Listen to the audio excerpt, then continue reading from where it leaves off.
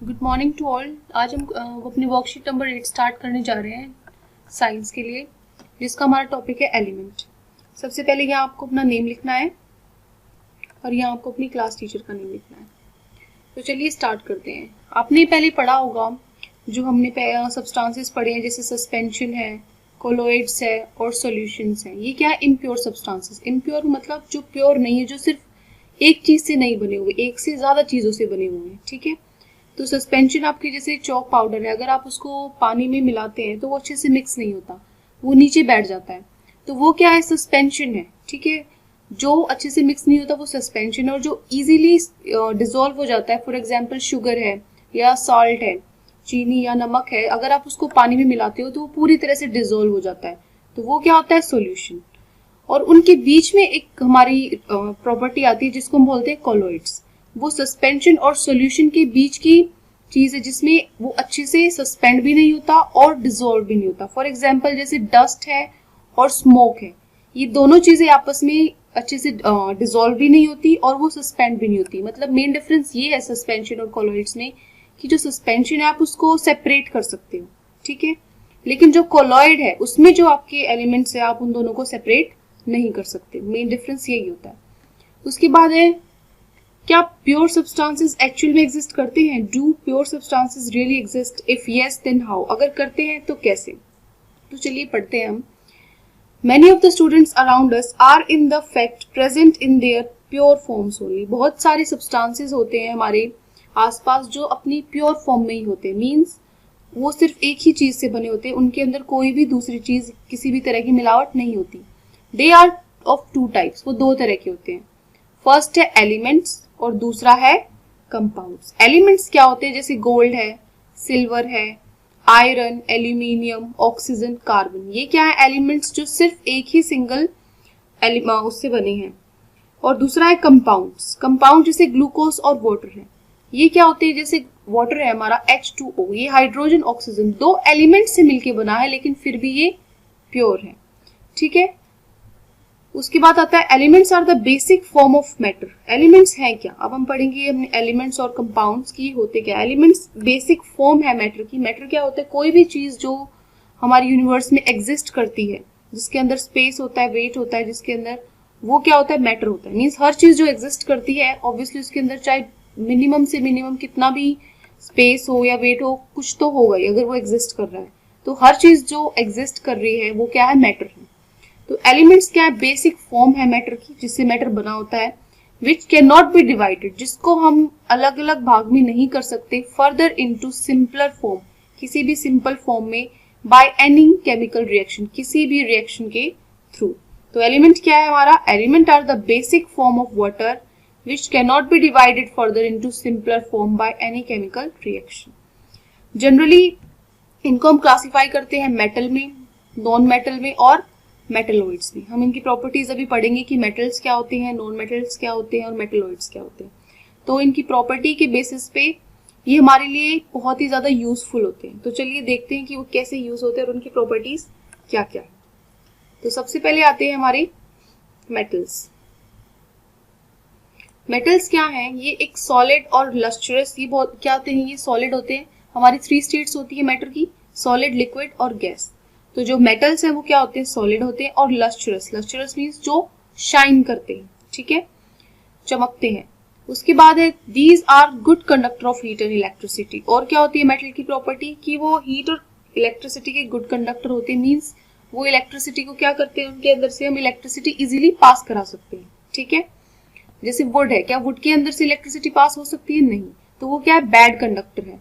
जिसके अंदर से इलेक्ट्रिसिटी और हीट पास हो सकती है वो क्या है? गुड कंडक्टर है। तो मेटल्स क्या होते हैं? Metals good conductor of heat and electricity है। उसके बाद है ductile. They are ductile in nature. Ductile का मतलब क्या होता है? कि आप उसको वायर्स की फॉर्म में चेंज कर सकते हो। फॉर एग्जाम्पल गोल्ड है, कॉपर है, एल्यूमिनियम है, इनको आप क्या कर सकते हो? जैसे गोल्ड है, इतने सारे डिजाइन बनते हैं। अगर सिंपली वो क्या हमारी जमीन से वो उन डिजाइन की फॉर्म्स में निकलता है? नहीं। हम उसको बहुत सारी प्रोसेसेस से, मशीन्स के थ्रू या हाथ से पीट कर उसको एक फॉर्म देते हैं, एक शेप देते हैं जो हमें चाहिए होती है। तो इसीलिए वो क्या है? डक्टाइल है, कि उसको हम किसी भी शेप में उसको हम वायर्स की फॉर्म में ला सकते हैं। और वायर्स की फॉर्म को, अगर वो वायर्स की फॉर्म में आ सकता है तो ऑब्वियसली वो किसी भी फॉर्म में जा सकता है। उसके बाद है these are malleable in nature.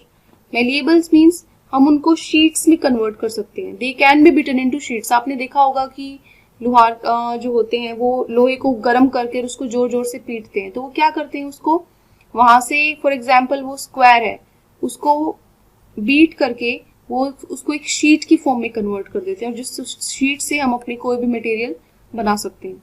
तो मेलिएबल क्या होगा, that can be beaten into sheets, जिसको हम शीट्स में कन्वर्ट कर सकते हैं, for example iron, gold, copper. उसके बाद है सोनरस।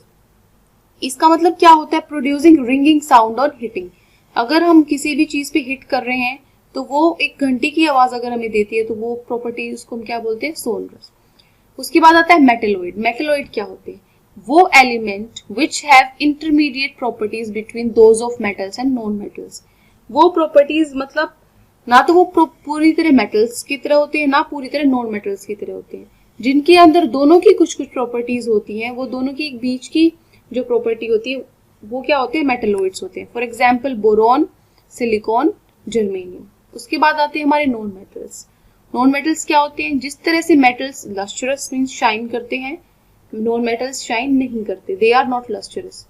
और वो मेटल्स क्या होते हैं, गुड कंडक्टर, और हमारे नॉन मेटल्स क्या होते हैं, bad conductor of heat and electricity. उसके बाद these are neither malleable nor ductile. ना तो हम उनको शीट्स में कन्वर्ट कर सकते हैं ना हम उनको वायर्स में कन्वर्ट कर सकते हैं।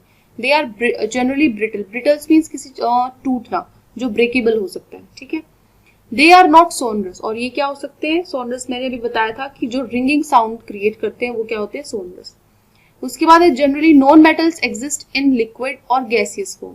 जो नॉन मेटल्स होते हैं वो किस फॉर्म में होते हैं, जैसे मेटल्स सॉलिड फॉर्म में होते हैं उसी तरह नॉन मेटल्स मोस्टली किस में होते हैं, लिक्विड और गैस फॉर्म में। फॉर एग्जाम्पल हाइड्रोजन है, कार्बन, आयोडीन, ब्रोमाइन, क्लोराइन, ये सब क्या है, गैसियस फॉर्म में है या फिर लिक्विड फॉर्म में होंगे, ठीक है।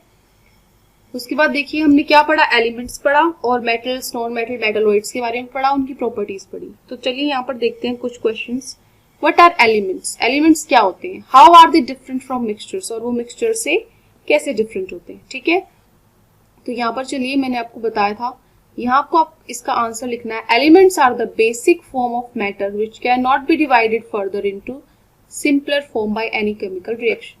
तो ये हमारा क्या होगा, आंसर नंबर 1। और ये मिक्सचर से कैसे डिफरेंट है, तो मिक्सचर से डिफरेंट के लिए आप कैसे लिखोगे, ये क्या हो जाता है, मैंने यहाँ बताया कैन नॉट बी डिवाइडेड। तो मिक्सचर्स में आप लिखोगे दे can be separated by different methods, जैसे फिल्ट्रेशन है या फिर क्रिस्टलाइजेशन है, ऐसे बहुत सारे मेथड्स होते हैं जिससे हम मिक्सचर्स को सेपरेट कर सकते हैं। बट एलिमेंट्स है वो नहीं, उनको हम डिवाइड नहीं कर सकते।